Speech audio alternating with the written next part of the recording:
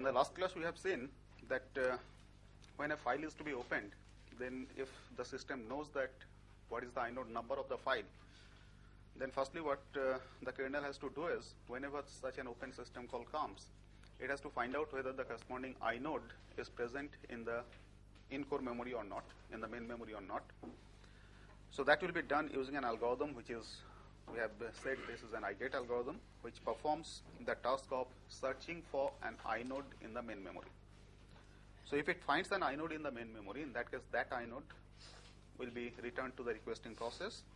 In case the inode is not present in the main memory, then what the system has to do is it has to find out a new inode, a free inode, in case a free inode is available on the free inode list. If the free inode is not available, then the system will return an error message that if no inode on free list, then the kernel will return an error message to the process who has requested for it. But in case there is one or more free inodes on the free inode list, in that case one of those free inodes following the same LRU principle, least recently used principle, will be taken out of the free inode list. This inode will be returned to the requesting process, which will be used for copying the disk inode into main memory. And after that, the process will have access to inode. That means that once the process has access to the inode, it has access to each and every disk block which contains the data of the requested file. Similarly, when a process closes a file, the corresponding inode should be returned to the free inode list, provided there is no other process for which the inode is active. So for that, the algorithm we have discussed is IPUT algorithm. So IPUT algorithm, what does is it decrements the reference count by 1. So after decrementing reference count by 1, if the reference count becomes equal to 0, that indicates there is no other process for which this inode is active. So if reference count becomes 0, in that case the inode will be put on the free inode list, and before that, in case the inode is changed, the changed information has to be updated onto the disk. Okay.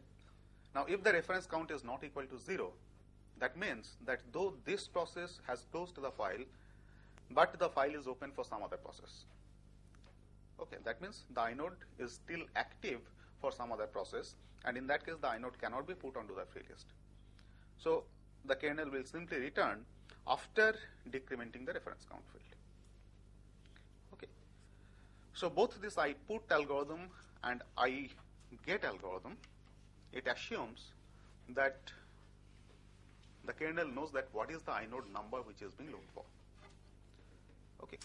But usually when you open a file, either for reading purpose or for updation purpose, what you give is the file name. Either the file name with respect to the current directory, or file name, complete path name of the file which is needed from the root directory. Okay, so we must have some mechanism by which this file name or the path name can be converted to the corresponding inode number. So before coming to that algorithm, let me say that what is a directory? And I think we have mentioned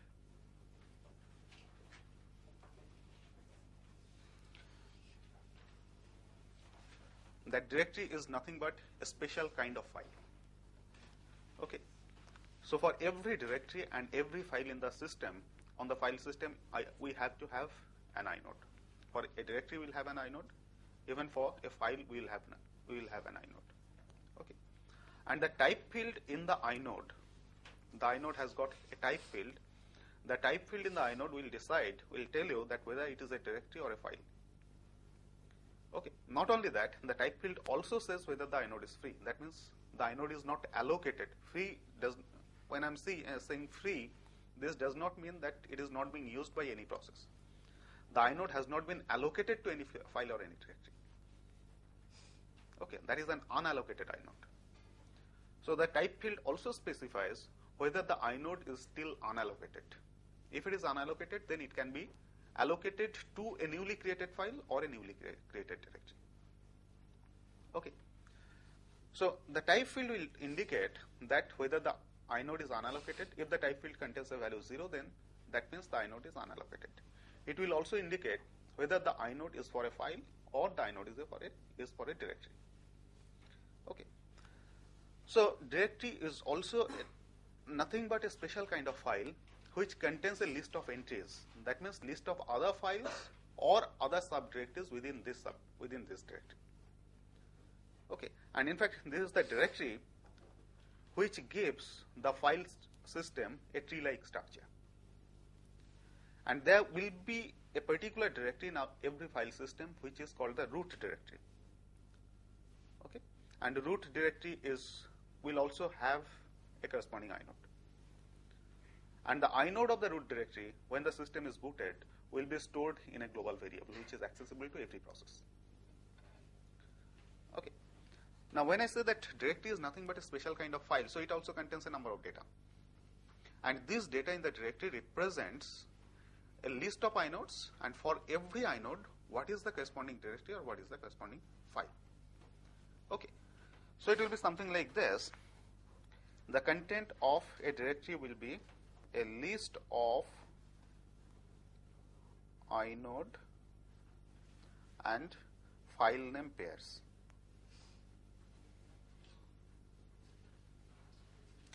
File name, or this can even be subdirectory name.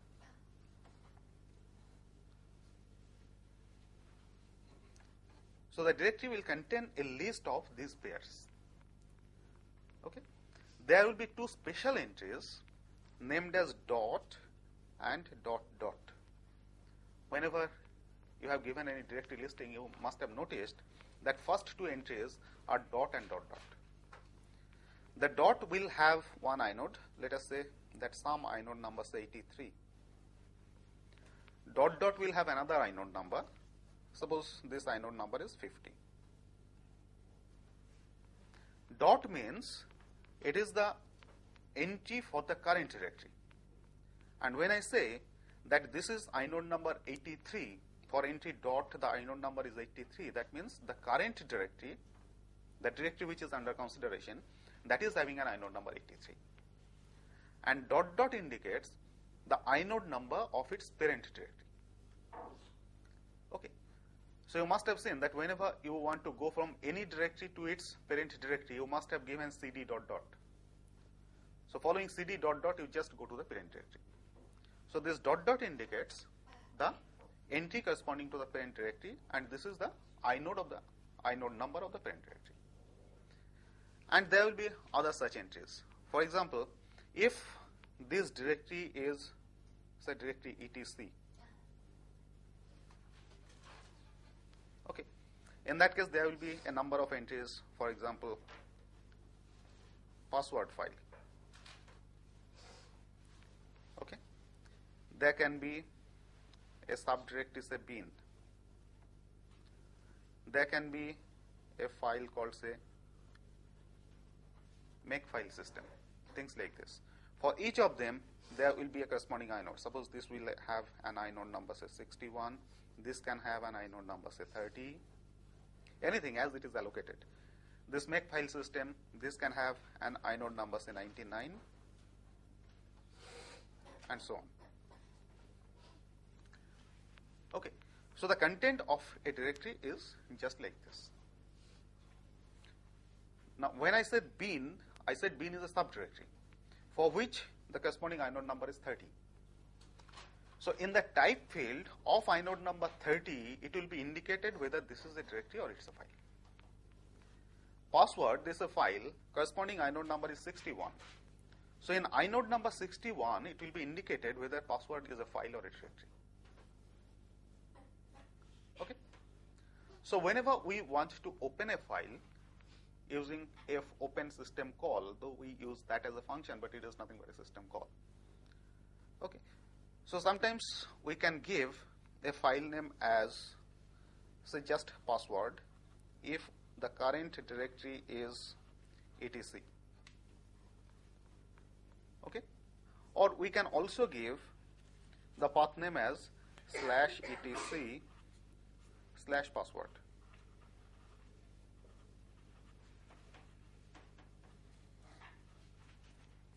Okay. So this indicates that the path name starts from the root. Okay. And this is the entire path name leading to the file password. Okay. Whereas in this case, if we are in the current directory password, then simply this will indicate that we are looking for password file within the current directory. So I can specify a file name either like this or like this. So whichever way I specify the file, I have to find out what is the inode number of the corresponding file or the corresponding directory which we are interested in. Okay. So there should be an algorithm which converts the path name or the file name to the corresponding inode number. So let us call this algorithm as, say, name I.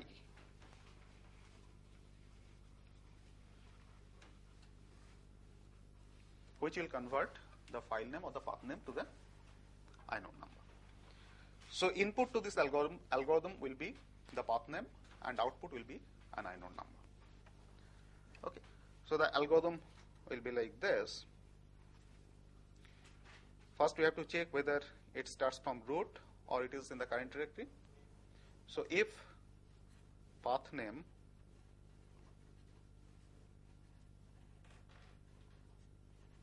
starts from root,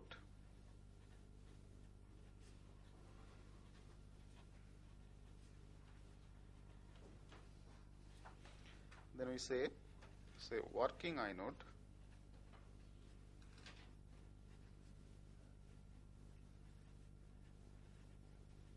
is equal to root inode.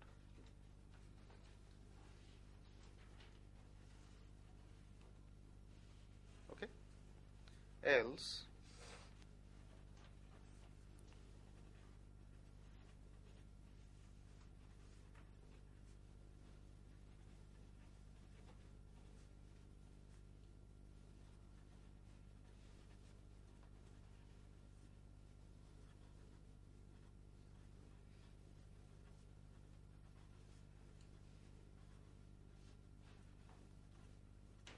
as I said, the root inode is stored in a global variable, whereas the current directory inode is stored in the user area. Okay. And after that, the algorithm will look like this, while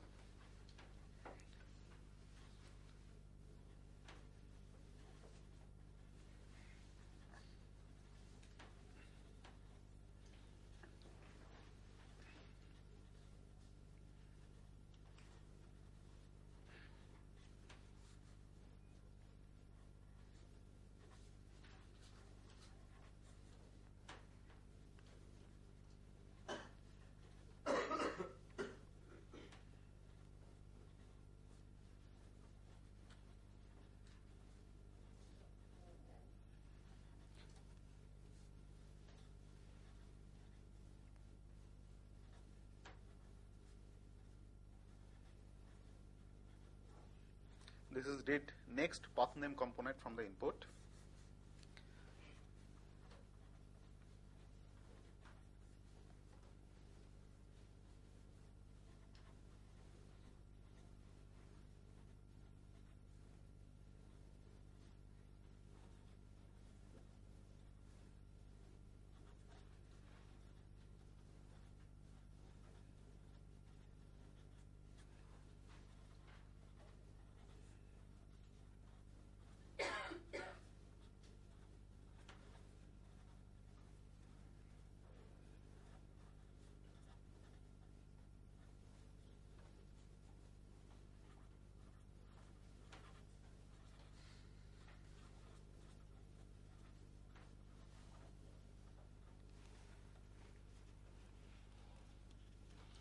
So while there is more path name, we have to read the next path name component from the input.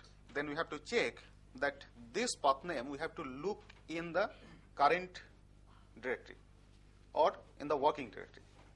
So we have to check before we search for this particular path name, we have to check whether this working directory is or working inode is the inode of a directory or not. If and only if it is the inode of a directory, then only we can search in the directory to match for this path name component. Okay. Not only that, it has to be a directory. At the same time, the process should have the search permission in that directory. Okay. So as we have said that for every directory or for every file, we have a number of permissions given by read, write, and execute. Okay, read means you can read the content, write means you can write into the file or modify the file, and execute is you can execute the file. In case of a directory, you can search within the directory if you have execute permission on the directory. So execute permission on the directory and execute permission on the file is slightly different. Execute permission on a file means you can execute the file, whereas in case of a directory, the execute permission means you can search in the directory. Okay, so here we read the directory. After you read the directory, and you can read the directory provided you have the necessary permission. So once you read in the directory, and obviously for reading the directory you have to invoke the algorithm of block read. Okay, so once you read in the directory, then you have to search for this path name component into this directory. So you have to say that if component matches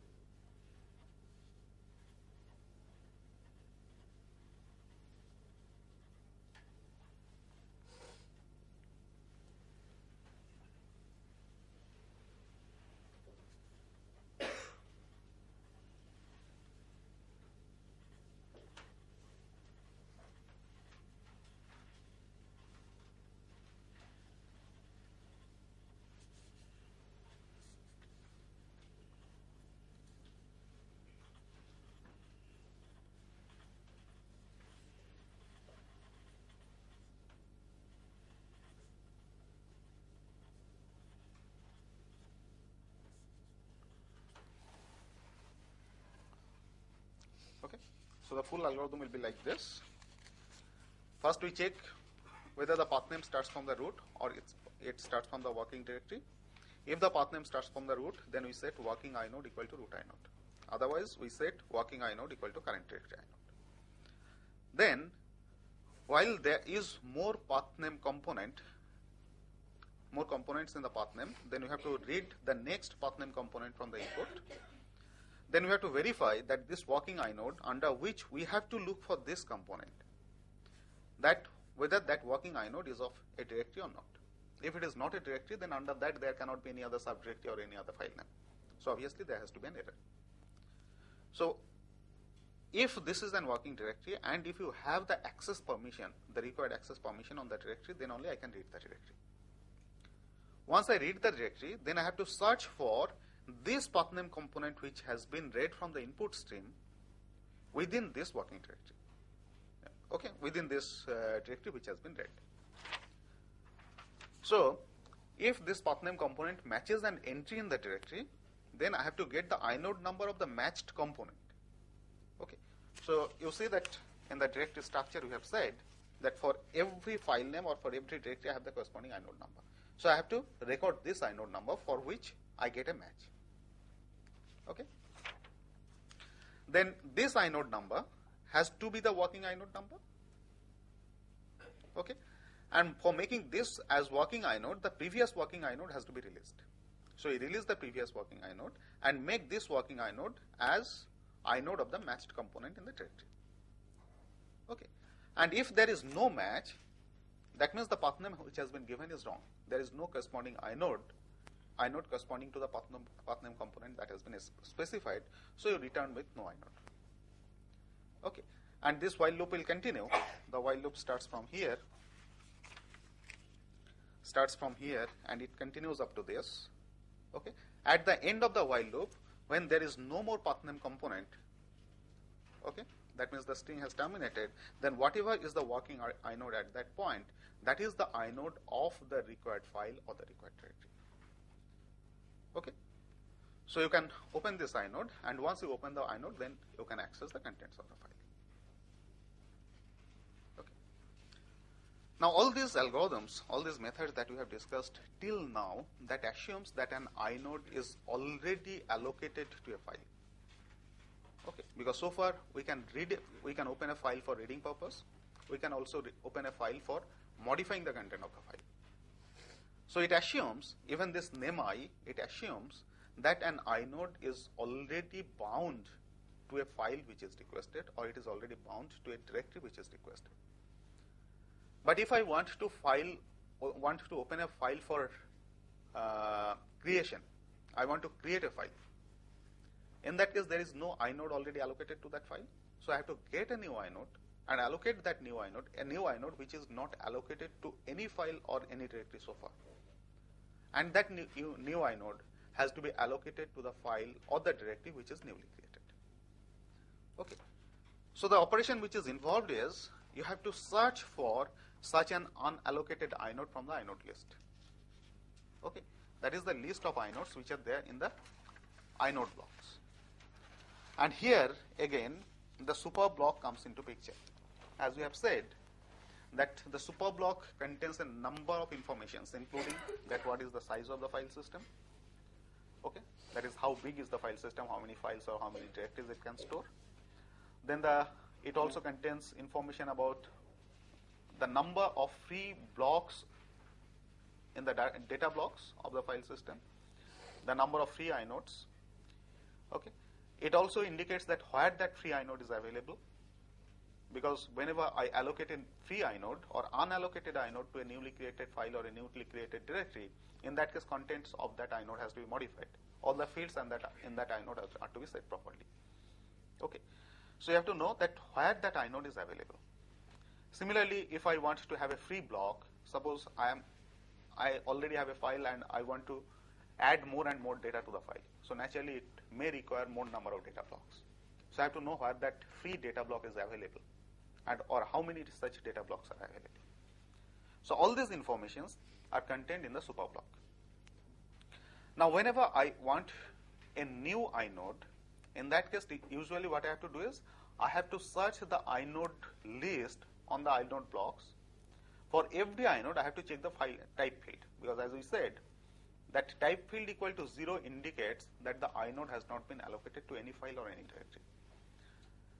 So I have to search the inodes which have type field equal to 0. Okay, those are the inodes which are not allocated, and I can take one of them and allocate to a newly created file or a newly created directory. Okay, so to help in the searching process, to reduce the time of search, a list of free inodes is maintained in the super block, which is called a super block free inode list.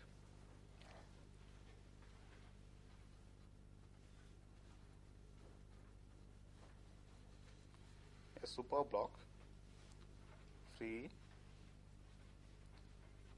inode list. It does not mean that this free inode list will contain the numbers of all the inodes which are free, but it will contain a subset of that.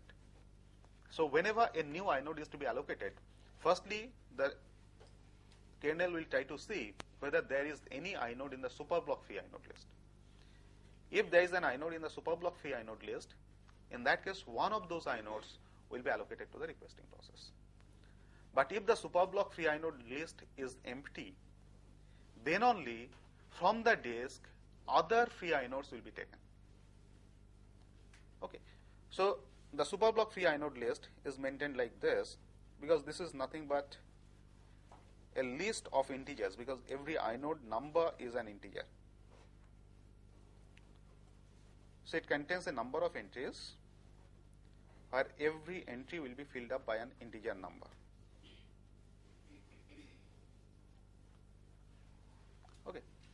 like this. Now what will be the initial situation? Initially, if I assume that I have a number of inodes which are free on the file system, because some of the inodes will be allocated to the system files whenever you load the operating system.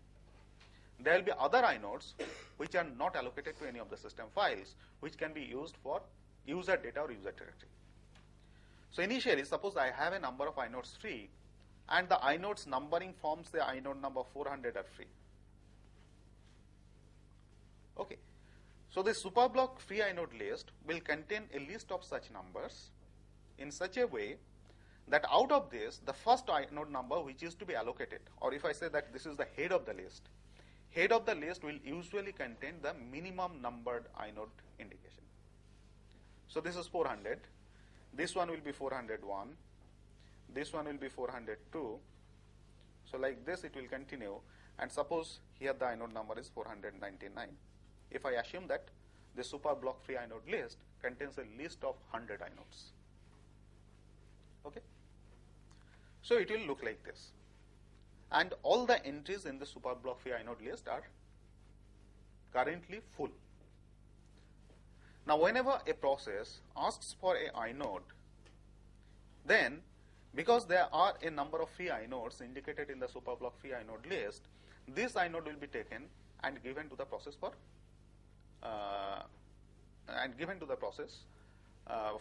to be allocated to either the file or the directory. Okay. And after this is given, this particular entry will be empty.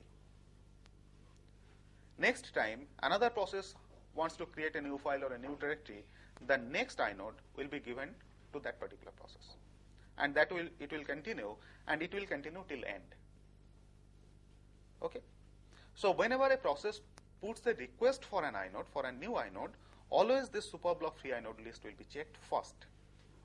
If there is an inode in this superblock free inode list, then the inode will be given from this. Okay. Now out of this last inode or highest numbered inode is called a remembered inode.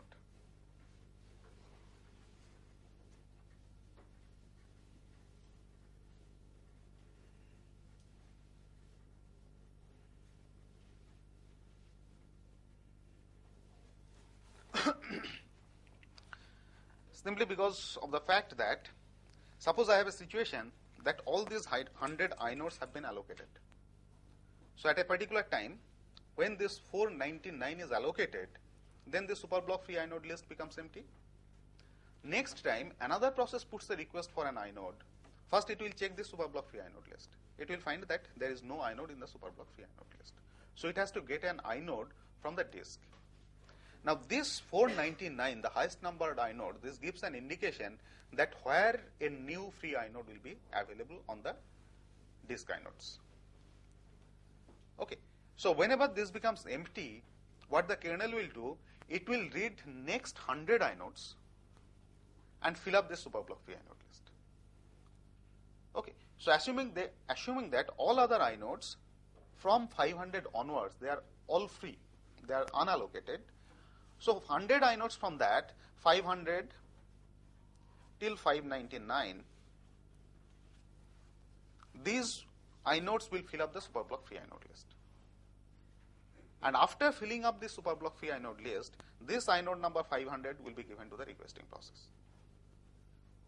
Okay. So because this one, the highest numbered inode, gives you an indication that where you will get unallocated inodes on the file system, so this is called a remembered inode.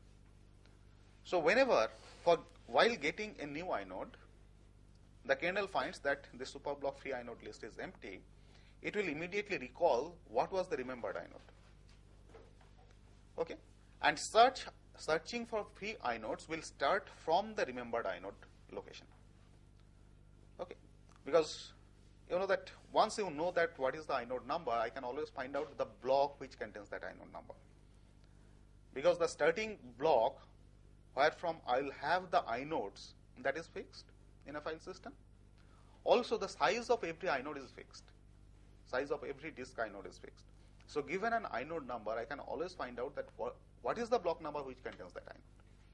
So if I know that what is the remembered inode, I can always find out very easily that what is the block number which contains the next free inode, which is likely to contain the next free inode. That may not be always true because the inodes will be allocated and unallocated. So it may be quite haphazard, but once I know that remembered inode, it is quite likely that the free inodes will be available after that, right? Now similar concept comes that when an inode becomes unallocated. Now this is the situation when a file is created or a directory is created for the first time, when I need an unallocated inode to be allocated to the new file or the new directory. Similarly, when you delete a file or when you delete a directory, earlier some inode was allocated to it, now that inode has to be unallocated. Now once you unallocate that inode, the inode may be anything. Maybe I unallocate an inode or free an inode, this being the situation, and suppose out of this, or let me take another example, suppose my situation was something like this, the 599 is the remembered inode, then I have 598, so 597, and like this, and maybe there are a number of empty entries. Suppose these are all empty entries indicating that these inodes which are there in the superblock free inode list have been allocated. Okay, and I have other entries which are filled up by the inodes, something like this. So these three are empty entries.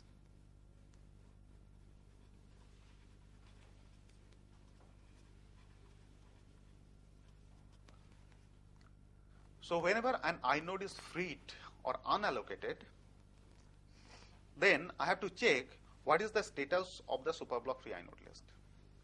If there is any empty entry in the superblock free inode list, what I'll do is I'll put the freed inode or unallocated inode into one of these empty entries. Okay, because this is an inode which has become free unallocated, so it can be allocated to any other requesting process.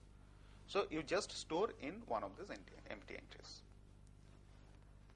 If the superblock free inode list is full, say I have a situation like this, and an inode becomes free, there is no room within this superblock free inode list for this inode to be put.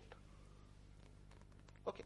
So in such cases, what is checked is you check the inode number of the remembered inode. If you find that the new inode which is becoming free, the number of that is less than this remembered inode, you simply replace the remembered inode by this new inode which is becoming free, if the number is less. If the number is more, then I don't have to touch this superblock free inode list. I simply mark it to be unallocated by setting its type field equal to 0 onto the disk. Because the number of that inode being more than the remembered inode number, the next time search for unallocated inodes is done, you will be able to access that particular inode. Because the search will always start from the number 499. And suppose the inode which is becoming free is the 512. Okay. So 512 cannot be placed in this remembered inode place, because in that case this 499 will be lost. Okay. So what you do is you simply mark inode number 512 on the disk as unallocated. Next time when this superblock free inode list becomes empty and you search for unallocated inodes, the search will start from 499 and eventually it will come to inode number 512. So that can be allocated. Whereas if the inode which is becoming free is the 100, okay, in that case what I do is I simply replace this 499 by 100, and by that I don't lose this 499, because 100 is less than 499 and my search will start from 100, so eventually I will come to inode number 499. Okay, so these are the techniques which will be used for inode allocation and freeing an inode. So effectively the algorithms will look like this. In the first case, when I have to allocate a new inode to a newly created directory or a newly created file, the algorithm will call as ialloc, that is allocation of a new inode. So the algorithm will be like this, while not done,